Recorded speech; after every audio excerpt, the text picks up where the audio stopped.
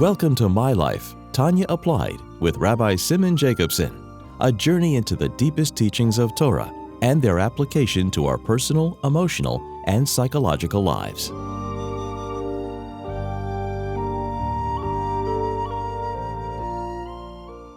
good tavach, a good week. We continue the journey in the life-changing Sefer Tanya. This program is made possible by Rena Lights LLC, and it is in honor and memory of Yosef Halevi Weinberg Olav Shalom, Rabbi Moshe Pinchas HaKoyen Katz Olav Shalom, Rabbi Yoel HaKoyen Khan Olav Shalom. And it's in the schus and merit of Zev Yecheskel and Risha Katz Le'edich Yomim V'Shanim Tevis, for many healthy long years. So we're in the early stages of chapter 3, Perek Gimel of Tanya, talking about the koiches hanefesh of the Elikis. The koiches of the nefesh Elikis, the faculties of the divine soul, which break into two groups, the cognitive and the emotional. Chabad, Chochma Bina Das, and the emotional are Chesed, Gvura, Teferes, Netzach, Chod, Yesod, Malchus. And these are called, the mothers is Chabad, the root, the source, and the midas are so-called the offspring. But when you break it down further, Chochma is like the Av, and Bina is the aim. So we discussed last week how they work. Chochma is the Nekuda, like the spark, the kernel, the seed provided by the father. In this case, the seed of an idea. That is the beginning of every process. Every cognitive process begins with a kernel, with a spark, with a flash. And that in turn is fleshed out and developed and expanded, min hakoyach el hapel, as he said, through Bina.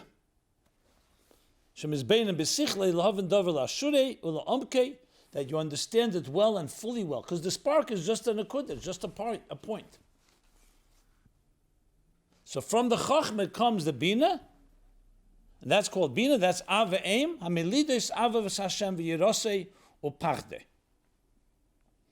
They give birth in turn to a love and an awe of the divine, because we're talking about the divine soul. So all this is in the context of divine experiences. The truth is, Chochmah and Bina, if the Nefesh Abamis, which also has 10 faculties, that can be about the spark of an idea of any issue in life. It could be a business idea, it could be an intellectual, a scientific idea. Same thing with feelings. That can also awaken feelings. But we're not talking about now the animal soul. We're not talking about klipas nega in the neutral matters of reshus of this world. We're talking about divine. And now we're going to learn the actual breakdown of what exactly happens. How does the process work? So the Alter Rebbe is going to take Chochmah, Bina, and how that translates into the emotions and awakens emotions. He's going to actually use an example of what we contemplate upon. So we're going to continue now in Perek Gimel inside. So after saying Amelidis Avos Hashem V'Yirosei U'Pachde, which means we now have that the father and mother Chochmah and Bina are giving birth to these emotions. He says Ki Aseichel Shebenefesh Hamaskeles, goes back to the language he said before, because when the cognitive powers of your rational soul, Nefesh HaMaskeles, which he said just a few lines earlier, the same language. He said, Aseichel shebenefesh hamaskeles, so hu hamaskel kol dover, and we discussed that at length last week. We call that nikra b'shem chochma koyach ma. So he says, now, here's how it works. We've established there's the mind and that gives birth to the emotions. The mind consists of chochma and bina. You may ask, what happened to das? Did we mention the first three das? So das is going to come later in the chapter. That's going to solidify and explain exactly the process of how Chochmah and Bina join together to give birth. But right now he's talking about the Seichel and the Midas in the general context. Ki ha-seichel shebenefesh hamaskeles. Because when the cognitive powers of the rational soul, and he continues, Ki ha-seichel shebenefesh hamaskeles, and now he's moving from Nefesh HaMaskeles, which we said was Seichel, the Nekuda, the spark, Kishem is Beinen. Umaymik ma'oid b'gedulas Hashem. When these cognitive powers focus deeply on the greatness of God, and he uses three expressions here. Kibbushim is beinan, that's clearly bina. He's contemplating. Umaymik means going deeper into the contemplation. And ma'oid, even more so. Very much so. So you really have three expressions. And some commentaries explain that these expressions are going to correspond to the three things upon which you're contemplating upon. But regardless, you see clearly here, Chachma at work, because that's where the spark begins. The Mizbeinen, Mumaymik Ma'id, is all within Bina. That Bina is contemplating and delving, piercing, penetrating deeply into the topic that it's contemplating upon, and Ma'id, very much so. So when a person does that, B'gedulas Hashem, now he's going to explain, what are you exactly contemplating on? The end of this sentence is going to be that this is going to give birth. But we're beginning now with a process, an exact process of how it works. So let's just be practical here. Someone's sitting down to learn a little chassidus before davening. So before they've been learning, they're not contemplating yet on anything. Obviously, Shavisi Hashem Lenegdi Saman, a person should always be aware of God's presence. But we're talking about a focused, deliberate effort. He's talking about our actual effort. So the seichel is now focusing, not wandering off, not daydreaming, definitely not things that are negative. We're talking here about everything that's divine. But the bottom line is, what's happening here? That you're focusing a deliberate contemplation. Nefesh HaMaskal K'shbein Maimim Eid. What are we contemplating on? B'gedulas Hashem, the greatness of God. Now, what does that mean, the greatness of God? We know God is greater than you and I. God is the creator. The Eibishter, the Rebbeinu Shalom, is the Beta Elam. He's going to actually break down this contemplation, greatness of God, the greatness of godliness, into three dimensions. And now the Alter Rebbe is introducing essentially the whole Seder Ishtalshelus, the whole way God created existence, is that in three dimensions. Obviously there's Hashem Echad, but that Hashem Echad, that oneness of God, in order to give us handles and tools to be able to contemplate and in some way appreciate and understand godliness. Remember, Das Alekei Avicha, to know God your Father. V'yadaita hayoim, you shall know Him. So what do we know? God, you could say, is completely off limits. Le machshavei sechem. His thoughts are not our thoughts. We learned in chapter 2 that's completely beyond us. But yet the Eibishter, as much as possible, wanted us to understand. So He created a structure of how He interacts with existence. And this structure is a three-step eloquent infrastructure, an eloquent process. It's going to be called Mamala Kalalman, Seviv Kalalman, and Kula Kamei Kalochashiv. And that's what we're going to contemplate upon. So briefly, before we learn it inside, we're going to learn Mamala Kalalman is how the divine relates to existence. The Eibishter could have created the world from a distance, so to speak, detached. No, but we say Basara Mamoris Nivra Elam. Yehi Eir, Yehi Rakia. He was mislabish, which means an Eir Laki actually manifests internally within every aspect of existence. And that's called Mamala Kalam, because it fills existence, like a neshama that goes into a body. It's not just from an outside, it gives life to the body. It's manifesting and vivifying and energizing and giving life efon pnimi, internally. That's why it's called Mamala Kalam. There's another level called Seviv Kalam. So Mamala means internal, Seviv means from around, surrounds, but it doesn't mean surrounds, as the Alter Rebbe explains later in chapter 48 in Tanya. It means it's beyond existence. The Chayas Aleki, that's within, we can relate to. We see, for example, fire. We see water. We can identify what are the faculties, the divine attributes that manifest in chesed, in mayim, eish, gvura, in eish, in fire. Like we learned before about the 10 faculties that they evolve, in shtalshel mehem, from the 10 midas. That's a mamala kalam in relationship. And the same is with every aspect of existence. You could say, Oyer, you see light? The Eibishter said, Yehi Oyer, he said those very words. Seviv Kalamin, there's no specific relationship. It's an energy so-called that is beyond existence. So it's not makif in the technical sense that it surrounds, but like the expression is that it's lamaila. It's removed from existence. Now, why is this so important? Because we also want to have a relationship with the Eibishter, not as he relates to us. You eat a meal, you say, v'achalta v'savoto, uveirachto. You thank Hashem because he gave you a meal, he sustains you. That's a mamala kalam relationship. Seva kalam, the relationship is understanding and relating to something that's beyond us. So that's why it's called seviv, as if it's outside of us. But in truth, it's beyond us. It's like when a teacher is teaching you, so there are things you understand, and there's sometimes things that are above your head. So you sense there's something there, but it creates a sense of also bittul, a certain element of subjugation, a certain element of respect for something beyond you. But then there comes level number 3, which sometimes in Chassidus is called mamala seviv and atzmus. This is the core of the divine, where everything is nullified. In mamala kalam, in the Elokus is of course divine, so it's above and beyond our existence, but it relates to existence. In seviv kalam, it's taka beyond and doesn't relate to anything specific, but it's this seviv kol almin. It still relates to almin, except it's above our heads, so to speak. And kula kamei kelo choshev, as we're going to learn in a moment, is total nullification. So, and this is the hisbonenus in these 3 things. Chassidus elaborates on this entire discourses on what is the hisbonenus that a person has. We always talk about contemplating. The Rambam says, Eich Yove, how does a person come to Ava V'yira? You contemplate on the greatness of God. But there he goes on to speak about looking at nature. That's more mamala kalam. Chassidus elaborates that the contemplation is not only on the divine that relates to existence and manifests within it, but also to the divine that's beyond, and divine that's beyond the beyond, where everything is equalized and nullified. Nullified, bittul, meaning completely beyond even seviv kalam. So now let's read inside. So the Alter Rebbe says like this. So again, when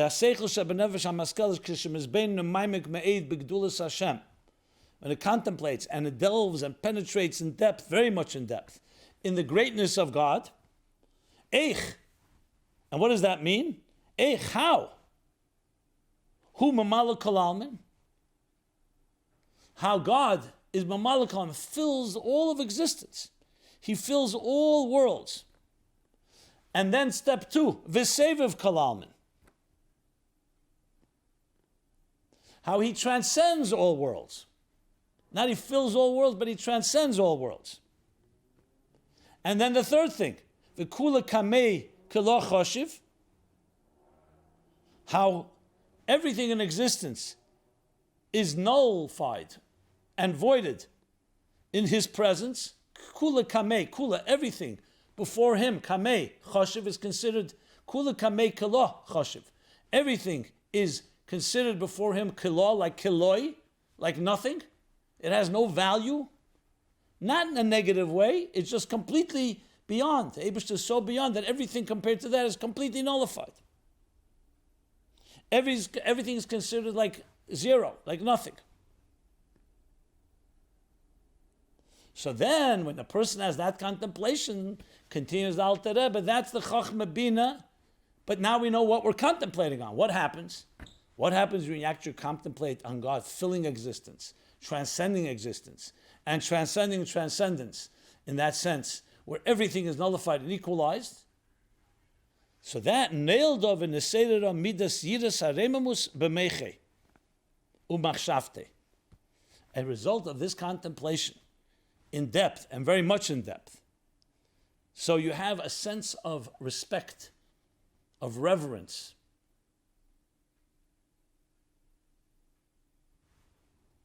of God's majesty. So it's in the Seder, it gives birth.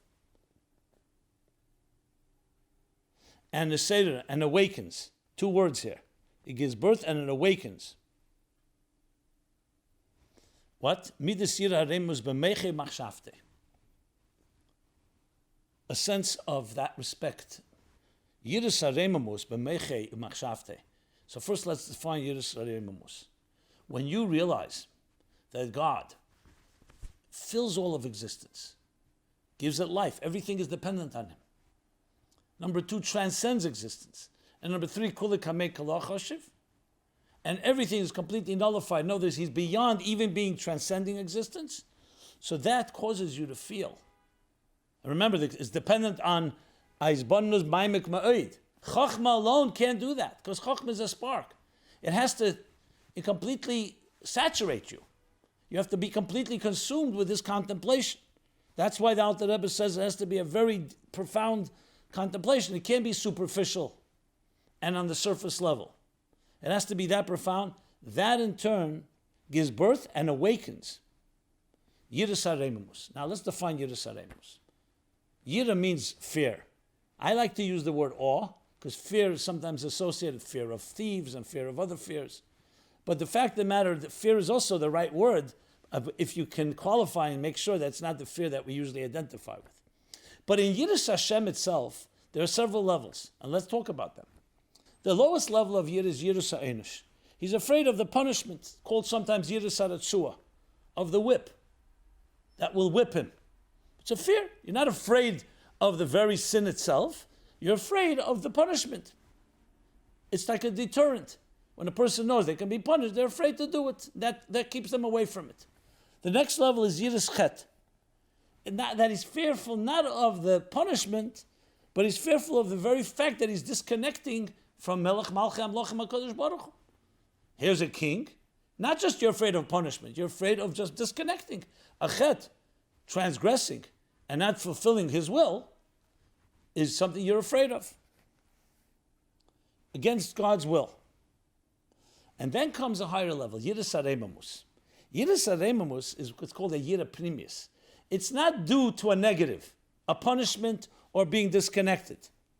It's basically recognizing the grandeur and the majesty of God, and it makes you feel a sense of awe. Awe. That's a far higher level.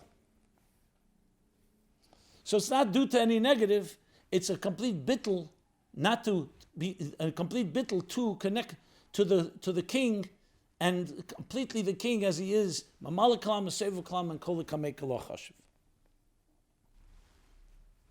This Yiras HaReimamus is called Yiras Beishas, a awe that comes from shame, but not shame due to feeling embarrassed by doing something bad, like the shame we spoke about, shame of the sin. You're embarrassed. Here it's a shame of a sense of inadequacy, a sense of complete nullification confronting something so much greater than you are. So this shame, as we know, there is a negative form of shame that people can have. But there's a shame. You meet someone, let's say, you knew many years ago, and you studied together, and that person reached great heights, and you have not. Whatever reason, you feel a certain shame in the presence of that person. Here, how much more so, this Yiras HaReimamus. So this is what he's saying. So now that we know the Yiras HaReimamus, this Yiras HaReimamus is in the moyach, a machshava of the person. Then he's going to speak about Pachad Hashem. He's used two terms. That's already beliboy in the heart. We'll read that in a few moments. Right now we're talking about the Yiras HaReimamus b'meichei u'machshavtei, because he's so busy contemplating and so delved inside of recognizing that what? Mamalek Kalam, and the Gedulas Hashem, the greatness of God. Mamalek Kalam, Seviv Kalam, and Kula Kamei Kala Chashiv. So in his mind, there's a certain sense of awe, of Reimamus. Not on a low level of chet, or the fear of punishment, or the fear of being disconnected, as I described before. Yiras HaReimamus.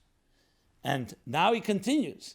Since Yiras HaReimamus is connected to busha, not shame again, due to embarrassment because you did something wrong, but the shame in the presence of something far greater than you are. So he says, that's why he continues now, and says, Lira ilis beishas migdulose is baruch.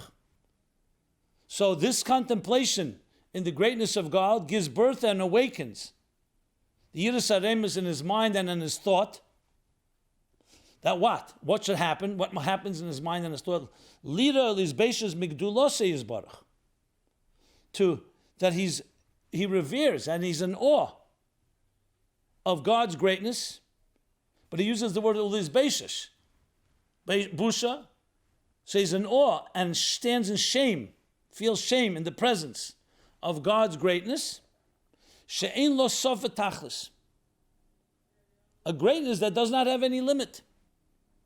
It's without end or limit. What is he adding with that? Because Mamala Kalam, Seva Kalam, and Kula Kamei Kalach Choshev makes it very clear that this greatness of God, as is broken into these three steps, has no limit. It fills existence, it transcends existence, and it transcends it all, where everything is nullified. So that contemplation impacts the person, that in his mind and in his thought, there's this sense of awe of God's greatness, the exaltedness, the grandeur. Awe and a sense of shame. But a positive shame, as I said, the shame of standing in something far greater than you are. And he continues. And then he continues. Upachad Hashem beliboy. From the cognitive experience. And now, not just the cognitive, the emotions within the cognitive. The yira saremamus, that is part of the contemplation. So the yira saremus that's in his moyach and his machshava. Moyach would be intelligence, and machshava would be his thought process, the conscious thought process. Now following that, from the thinking mind, from the contemplative mind, comes also the pachad Hashem b'libui. And here he uses the word pachad. Now pachad, we know, is sometimes associated with trembling. But here too, this should not be associated with fear of the negative, that it affects actually an emotional awe in the mind, creates that the heart feels a certain type of, I don't want to use the word tension, but a certain type of intensity that causes it to like retreat in this awe. So there's intellectual awe, essentially, cognitive awe, and emotional awe. That's pachad Hashem b'libay. So even the heart itself is feeling it. Now what's the difference? We know, you could have something in your mind you understand and appreciate that this thing is something that you're in awe of. But it's not yet an emotional experience. Here it's becoming also an emotional experience because you want the moichin to affect the midas. Ava aim is not just within the father and the mother that they sense the awe of the divine. That's moichin machshavte. You want it to also impact the very emotions of the person, that the feelings too should feel that pachad b'libay. And that in turn, Vishuv, he continues, Vishuv Yislav. Once we have the mental, the cognitive and emotional reverence and respect and awe, what comes? Vishuv. And after that, your heart, Yislav libay ba'ava azo kedish be'esh. Vishuv. Following that, your heart will be ignited with a rapturous love, with a passionate love, like flaming fire. The expression is Shir HaShirim, Kirish Be'esh, like a flaming fire. So it began with a seed of Chochmah. It expanded in Bina, and in a Bina that expands to Izbonin, Ulahaimik, Umaimik Ma'oid, Begdulas Hashem. It gave birth to a feeling. It gave birth already in Meiche Machshava. To what? To the feeling of that awe and shame. It then in turn affected the heart, that the heart also is trembling in awe, or feeling and sensing, experiencing awe, not just aloof like in the mind, but actually experiencing. And that, he says, will cause that it should be like a flaming fire, a love that completely consumes the person.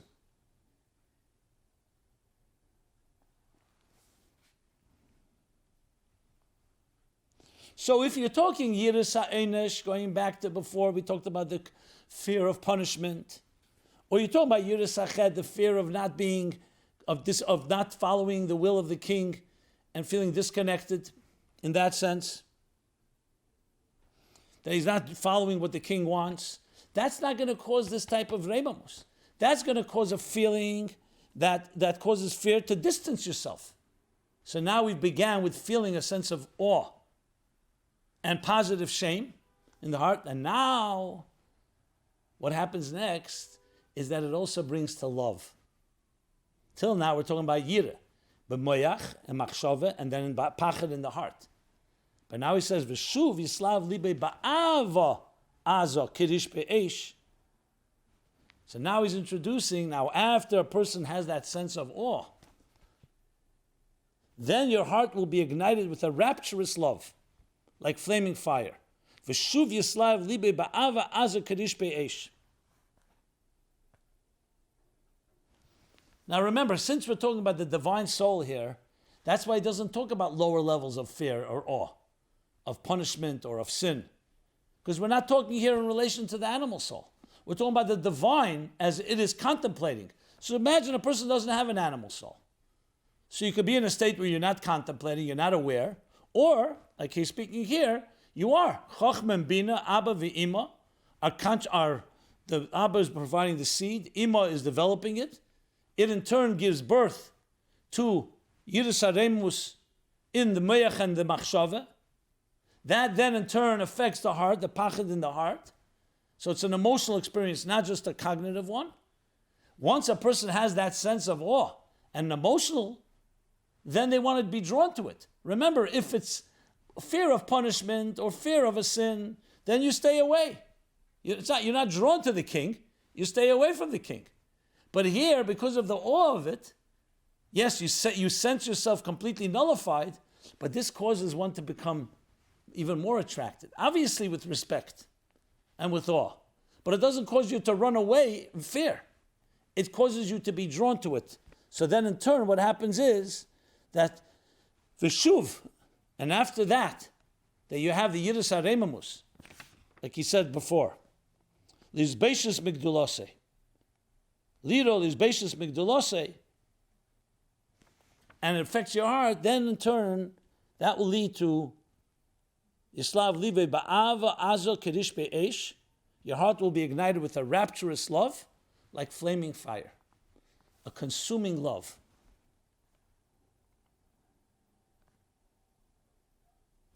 And then the Alter Rebbe is going to continue of how this love manifests in details. But we're going to stop here.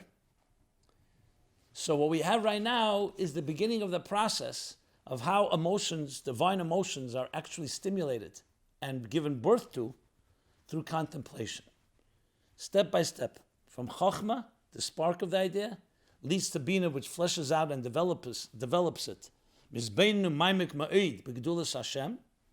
That in turn, when you contemplate on the God fills all of existence, transcends existence, and then Kula Kamei, that's completely beyond everything, and everything is completely nullified, that gives birth and awakens the Midas Yira, Yiras Haremus b'meichim achshavte, which in turn comes into the Pachad, that you actually don't feel it just cognitively, but also emotionally, and Vishuv, and that in turn leads to the Yislav, the passion that comes from the passion and the fire being ignited with a rapturous love.